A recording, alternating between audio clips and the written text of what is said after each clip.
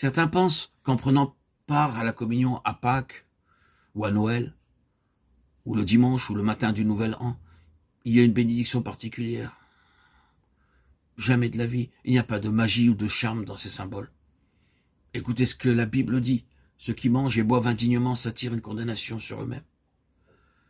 C'est pourquoi nous trouvons de la faiblesse spirituelle chez beaucoup de chrétiens qui transgressent le commandement de Dieu. Vous trouverez le peuple vivant dans l'impudicité, l'adultère, le péché, s'agenouillant et prenant part avec des cœurs pleins de convoitise et de haine. Comment pouvons-nous prendre part dans cette condition? Non, il n'y a rien de magique dans le pain et la coupe. Il témoigne simplement que nous appartenons au Seigneur. Nos cœurs devraient être capables de dire « Oh Seigneur, tu m'as racheté par ton sang et j'ai la paix dans mon cœur. À cause de cela, je suis prêt à manger et boire à ta table avec un cœur pur et des mains pures, un cœur plein de joie et avec l'amour pour chacun. » Ce pain parle de ton corps, cette coupe parle de ton sang. Révèle-toi à moi plus pleinement, Seigneur. C'est la véritable signification de la fraction du pain. Quand les enfants de Dieu prennent part dignement, il y a unité et amour parmi eux. Il faut se souvenir que c'est la table du Seigneur et non pas celle d'un homme.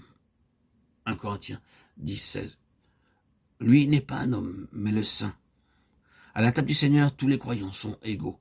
Aucun homme ne peut dire « je suis meilleur que celui-ci ou celui-là », car quelle que soit l'importance de la puissance ou de l'autorité qui vous a été donnée par Dieu au moment de la fraction du pain, vous êtes ni plus ni moins qu'un simple croyant et pouvez seulement dire « Oh Seigneur Jésus-Christ, je ne suis rien, seulement un pécheur sauvé par ta grâce. »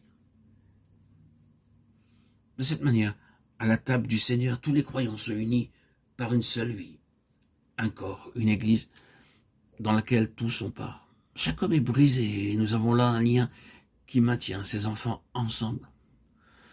Dieu désire l'unité. Ce lien se manifeste particulièrement à la table du Seigneur. Tous les croyants sont un. Seul Christ est prééminent. Alors seulement le véritable amour peut prévaloir. Les chrétiens commencent alors à porter les fardeaux les uns des autres, et ceux qui sont en lutte sont réconciliés. S'il y a un péché, il est confessé et lavé. Les croyants se retrouvent ensemble, attendant la venue du Seigneur. Le véritable lien fort qui nous lie ensemble est celui de l'amour mutuel, provenant de notre vie commune en Christ. Ce lien est pour l'éternité. Par lui, les croyants sont liés ensemble à travers le monde, et ce, quelle que soit leur nationalité.